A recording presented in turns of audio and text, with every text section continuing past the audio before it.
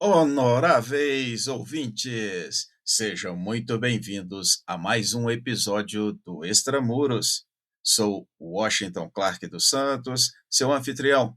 No episódio de hoje, o Extramuros traz uma reflexão profunda sobre um fenômeno criminal que, embora frequentemente tratado como uma fraude patrimonial isolada, vem se consolidando como o verdadeiro instrumento operacional do crime organizado contemporâneo: a utilização estratégica de veículos clonados.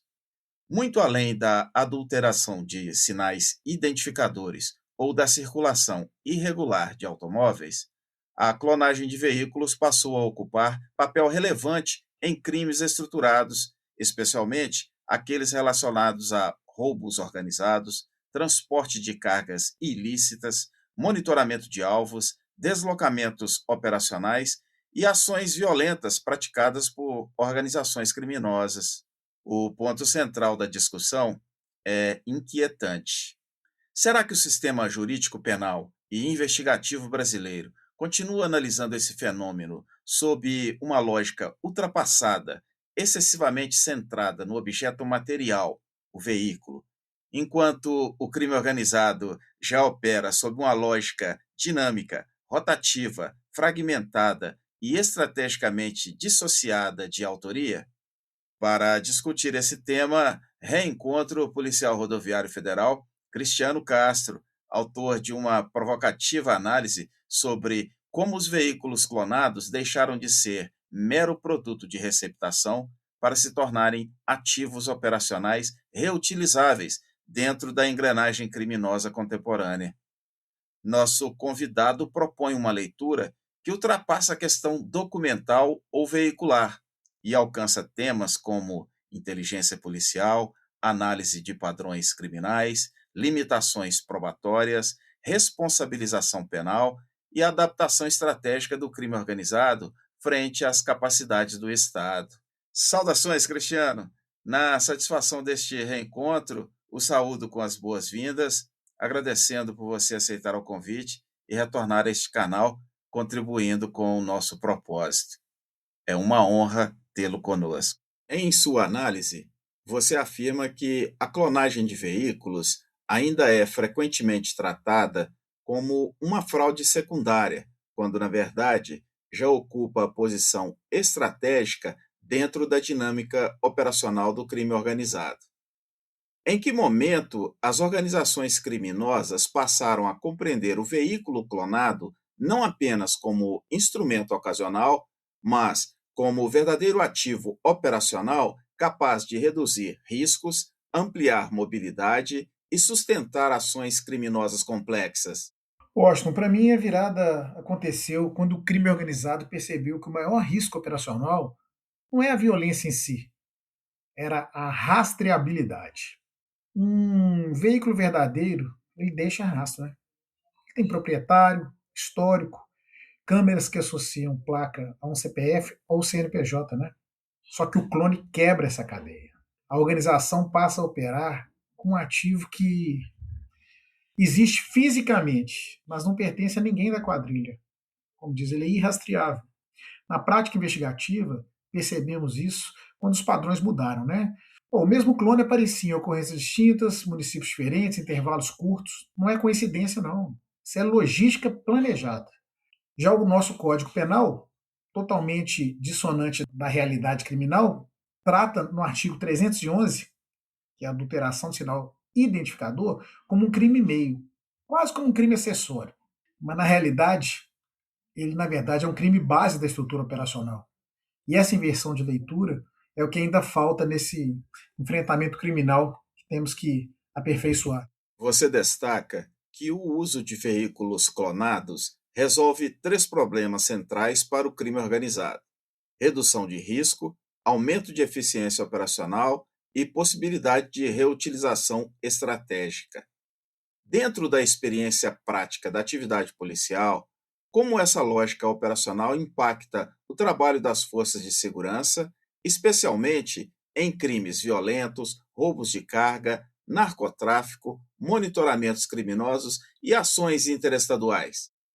A logística criminosa ela opera basicamente em três camadas: execução, suporte e acobertamento. O veículo clonado atua nas três simultaneamente. No roubo de carga, um exemplo, monitoramento de um alvo sem levantar suspeita quando o veículo é clonado. Uma placa legítima não acionaria alerta no sistema de fiscalização. No caso, vamos dar outro exemplo, no narcotráfico. Garante mobilidade do veículo em seu deslocamento, quer seja ele entre países, entre estados, entre municípios, um risco muito menor de abordagem. Hoje é comum a troca de placas durante esse deslocamento. Então, um veículo é clonado várias vezes durante um deslocamento. Outro exemplo é nas ações violentas. Vamos dar o exemplo aqui do novo cangaço. O carro de apoio, o carro que pratica o crime, ele some da cena sem rastro imediato, sem deixar vestígios rastreáveis, vestígios a olhos nus. Eles são geralmente descartados, incendiados logo após. E quando é feita a análise, praticamente todos são clonados. Então, eu vejo o problema central é que os sistemas de consulta, quer seja eles a nível federal, estadual, municipal, eles foram construídos para identificar o veículo original, não para detectar anomalias de padrão. A maioria dos policiais, a bordo do veículo clonado, confere placa, tudo bate. Hoje as clonagens são cada vez mais aperfeiçoadas. E eles acabam liberando o veículo. A investigação de inteligência, não. Ela captura o que a fiscalização de rotina não vê, o comportamento, e não o documento. Um dos pontos mais interessantes de sua reflexão está justamente na ideia de dissociação estratégica entre o autor do crime e o veículo utilizado.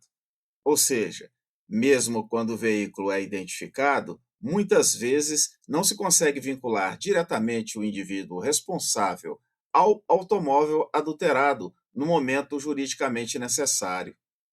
Na prática, como essa fragmentação deliberada dificulta a responsabilização penal e favorece a continuidade operacional das organizações criminosas. Essa dissociação é deliberada e juridicamente eficiente para o crime organizado. O Código de Processo Penal exige vínculo probatório entre o indivíduo e a conduta, no momento do fato.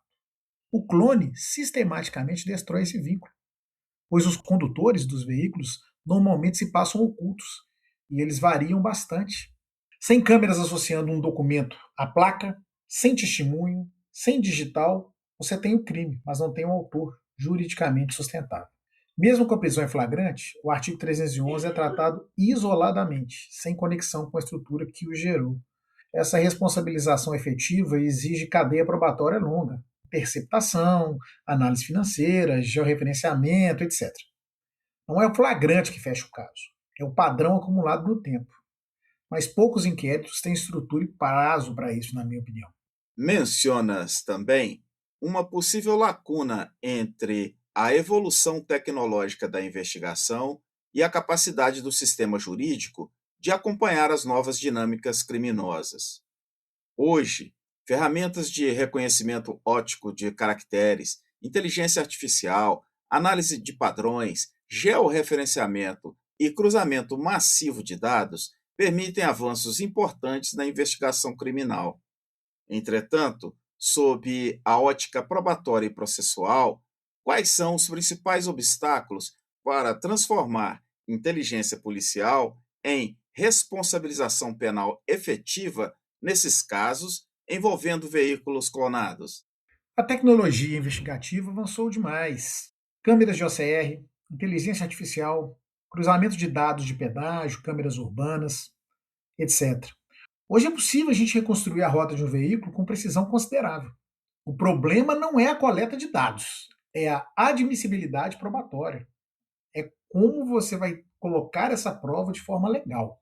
Um exemplo, a Lei 9296 de interceptação e a LGPD criam conflitos legítimos entre a eficiência investigativa e as nossas garantias processuais. Ação necessária, mas que não é acompanhada de marcos legais claros. Falta definir juridicamente como dados de monitoramento massivo podem ser usados como prova sem violar os direitos fundamentais. Aí é que é o problema. Há também outro problema prático. Empresas, a sociedade civil, vítima de crime organizado, coletam dados valiosos também. Telemetria, câmeras, rastreadores, etc. Mas não existe protocolo jurídico consolidado para integrar essa informação à investigação propriamente dita. Essa ponte entre o dado privado e a persecução penal precisa ser construída com urgência e com respaldo legal.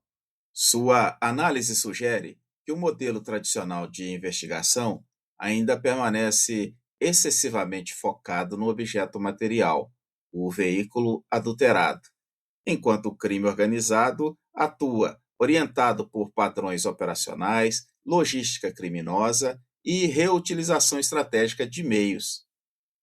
As instituições de segurança pública brasileiras precisam migrar de uma lógica centrada no flagrante e no objeto para uma abordagem mais orientada por inteligência de padrões, redes e comportamento criminal?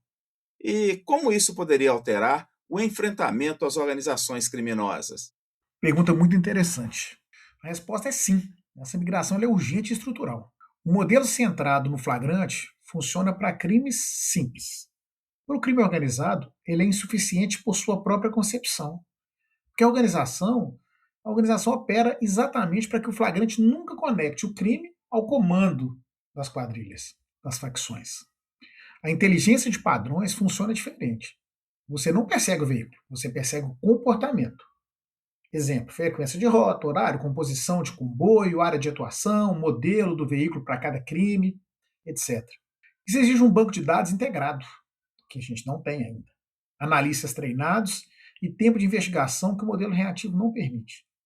As forças-tarefa que operam nesse modelo, como os GAECos, um excelente exemplo, mostram resultados muito superiores, mas funcionam como ilhas de excelência, sem continuidade garantida e sem o suporte federal que deveriam ter. O Brasil tem capacidade técnica para escalar isso. Falta política de Estado, não apenas vontade pontual. Diante da evolução operacional do crime organizado, da sofisticação logística das facções e das limitações estruturais da persecução penal tradicional, quais mudanças consideras indispensáveis para que o Estado brasileiro deixe de atuar apenas de forma reativa e passe efetivamente a antecipar padrões criminosos contemporâneos? Washington, para mim, três mudanças são indispensáveis. A primeira, integração de dados, mas uma integração real de dados, sem vaidades, entre polícias, Receita, Detran, setor privado, mas com marco legal que permita o uso probatório desses dados. Hoje, cada instituição tem um pedaço do quebra-cabeça. Nenhuma tem o quadro do quebra-cabeça completo. E a vaidade institucional, na minha opinião, ela é um fator preponderante que evita que essas peças se juntem e formem o quebra-cabeça completo. Segundo, apoio federal estruturado às forças-tarefa. Os GAECos e outras estruturas similares provam que o modelo funciona, os números estão aí. Eles operam com recursos limitados, com descontinuidade política e sem ter respaldo federal consistente. Precisam de orçamento permanente, pessoal qualificado e proteção institucional. Isso é fundamental. Terceiro, tratamento das empresas vítimas como parceiras. Elas têm dados, tecnologia e muito mais interesse no resultado do que o próprio Estado. Mas falta um protocolo legal para essa colaboração. O crime organizado já opera de forma integrada, financiada e estratégica. Isso todo mundo sabe. Agora, a resposta do Estado precisa abandonar a lógica do, vamos dizer, apagar incêndio e adotar uma postura de antecipação permanente. Essa é a minha opinião. Meu caro, marchando para o final de nossa conversa, reitero os meus agradecimentos pela sua participação. A sua reflexão evidencia que o enfrentamento ao crime organizado contemporâneo exige muito mais do que repressão pontual ou apreensão de objetos ilícitos. Exige capacidade analítica, inteligência integrada, leitura de padrões operacionais e, sobretudo, atualização permanente das estruturas investigativas e jurídicas frente às adaptações estratégicas das organizações criminosas. Deixo este espaço para suas considerações finais. Grande abraço. Obrigado pelo espaço, pela qualidade das perguntas. Esse tipo de debate é necessário que a gente tire o tema do jargão técnico e coloca na mesa pública para discussão.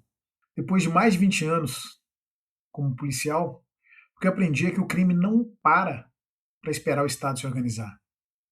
O veículo clonado me ensinou algo que vai muito além da investigação. Quem controla a informação controla o resultado. E enquanto cada instituição opera com seu pedaço de quebra-cabeça, a organização criminosa enxerga o tabuleiro inteiro. A boa notícia é que temos profissionais capacitados, temos tecnologia e temos experiência acumulada nas forças-tarefa e também nas inteligências policiais. O crime organizado já resolveu o problema da integração. Nós ainda não. O que falta é vontade política de sustentar o que funciona.